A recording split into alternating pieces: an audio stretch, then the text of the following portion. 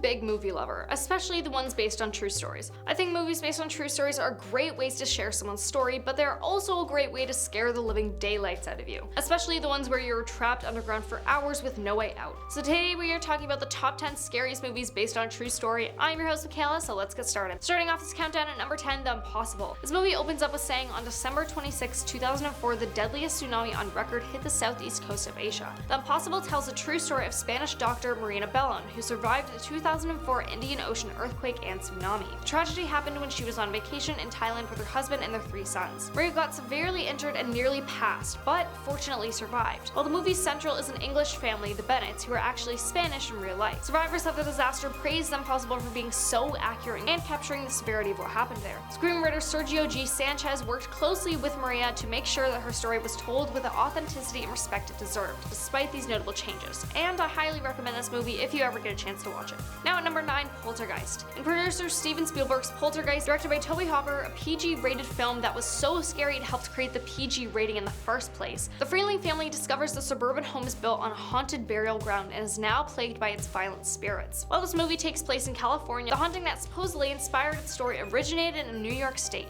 In 1958, in the town of Seaford, the Herman family claimed to be the victims of paranormal activities. They allegedly saw bottle tops pop off on their own, along with those bottles seemingly moved by an invisible hand. The claims went viral and dominated local and national news cycles, to the point where Life magazine did a piece on it. Like the Freelings, the Hermans also invited paranormal specialists into their suburban home to deal with what the supposed experts claimed to be a legit poltergeist. While these researchers were able to record some evidence of strange events, the occurrences stopped shortly after the team arrived. Number 8, Open Water. Open Water created many shocking headlines and a mini controversy when it arrived in theaters in the wake of a based on real events marketing campaign. The low-budget film, which featured a young couple in an ocean teeming with sharks, was famous for its use of real sharks to add a more real-life look and home video aesthetic. The sharks used in the filming of Open Water were as real as those that threatened the film's source material. American tourists Tom and Eileen Lonerang. They were in fact left behind on a scuba diving trip off the Great Barrier Reef. It took 2 days for the scuba diving company to even realize that the couple did not return with everyone else, and the couple, like their big screen counterparts, were never found.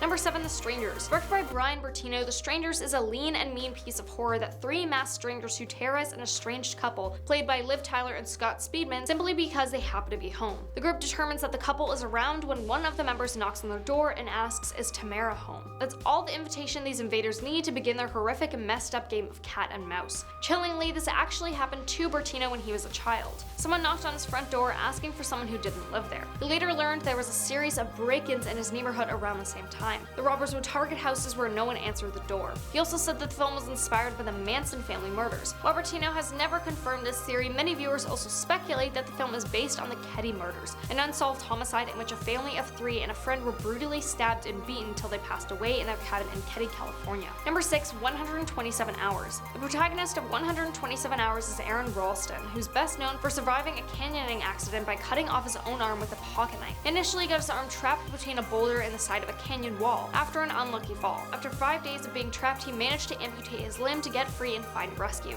He later wrote about this experience in his book that is fittingly named Between a Rock and a Hard Place. Ralston stated that most of the film is so fracturally accurate that it is close to a documentary as you can get and still be a drama. And this movie stars James Franco, where he plays the main character amazingly. Halfway, number 5, The Amityville Horror. Stuart Rosenberg's 1979 film The Amityville Horror is based on the 28-day haunting of the Lutz family. In both real life and the film, the previous owners of the Lutz's new home were executed in their beds by their son, Ronald, 2 years before the Lutz clan moved in. When Kathy Lutz brought in a priest to bless the home, he heard a voice loudly declare, "Get out." The events became progressively worse, and the family smelled foul odor and observed other bizarre activities. The Lutz family claims the actual events were too horrifying to discuss. The infamous Ed and Lorraine Warren, who also make a few other appearances on this list, were even involved in the investigation, making claims that the whole thing was fake. The Amityville Horror is still, however, thought to be a hoax due to lack of evidence, but Rosenberg didn't care about that. Regardless of what is true, it's one scary concept. The film did take some liberties, having George become completely possessed and pushing him to the brink of committing horrible acts similar to Ronald's. Number 4, Jeepers Creepers. Jeepers Creepers has a complicated and upsetting history. The plot of a supernatural horror movie is based on a real-life murder mystery that was featured on an episode of the true crime show Unsolved Mysteries. On Easter Sunday, April 15th, 1999, siblings Ray and Marie Thornton went on a drive, as they often did, to pass the time. They noticed an aggressive man driving a truck with a particular license plate. They saw the same truck a few miles later at a church and noticed the driver looked like he was disposing of a body wrapped in a bloody sheet. The siblings called the police and it turned out that they were right. The driver was Dennis Depew and he was getting rid of the body of his wife of 18 years, Marilyn Depew.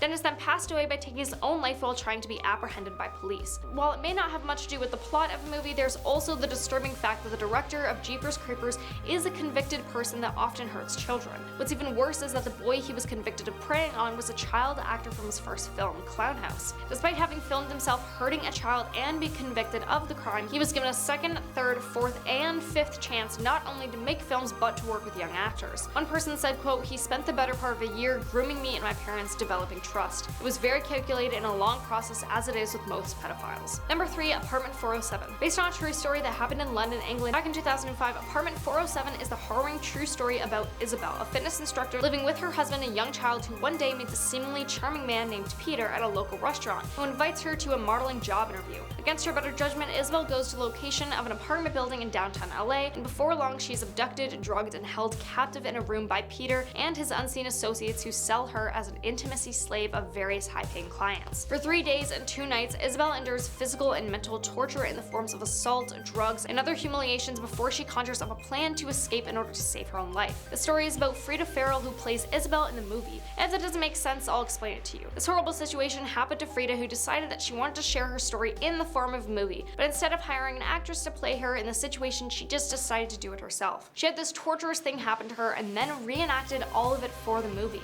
If she isn't Superwoman, I don't know who is. At the end of the movie, it showed her escaping, but when police went to arrest the man who held her, he was gone, and to this day he is yet to be found. Number 2, 13 Lives. Ron Howard's 13 Lives is now streaming on Amazon Prime Video. It is a tale almost too extraordinary to be true, but it is a very accurate dramatization of the Tham Long Cave rescue in Thailand in 2018. Following a practice session, a junior football team entered the Tham Long Nong Nong Cave system. In total, there were 12 boys aged 11 to 16, and the team's assistant coach exploring the cave before bad weather conditions caused the cave to flood and blocked their way out. They became trapped, and after a parent of one of the boys reported that he had not come home, a rescue operation was organized. The rescue gripped the world and saw a team of almost 10,000 volunteers from 17 different countries to help out. The acting talents of the movie have been stressed to the difficulties of making this film. It is an important story to tell though, and the final product is as gripping as it is heartfelt. There was a great cause for concern when the boys' clothes, shoes, and bikes were discovered just outside the cave's entrance, with no sign of them. Over the first couple of days, Thai Navy SEAL divers were called in. More flooding blocked vital areas, and water pumps were used to pump out gallons of water. I haven't seen this movie, but after watching the trailer, it looks terrifying and I might just have to watch it. Now coming in at number 1, The Conjuring. The true story of The Conjuring is actually rooted in a horrifying true experience of Ed and Lorraine Warren. The true story of The Conjuring begins with the first film, which focuses on the Perron family. In January 1971, the Perron family moved into a 14-room farmhouse in Harrisville, Rhode Island, where Carolyn, Roger, and their 5 daughters began to notice strange things happening almost immediately after they moved in. It started small. Carolyn would notice that the broom went missing or seemed to move from place to place on its own. She would hear the sound of something scraping against the kettle in the kitchen when no one was in there. The girls began to notice spirits around the house. Though for the most part they were harmless, there were a few, however, that were angry. Carolyn allegedly researched the history of the home and found out that it had been the same family for 8 generations, and that many of them had passed away under horrible circumstances. Several of the children had drowned in a nearby creek, one was executed, and few of them hanged themselves in the attic. The spirit that was depicted in the film, Bathsheba, was said to be the worst of them all.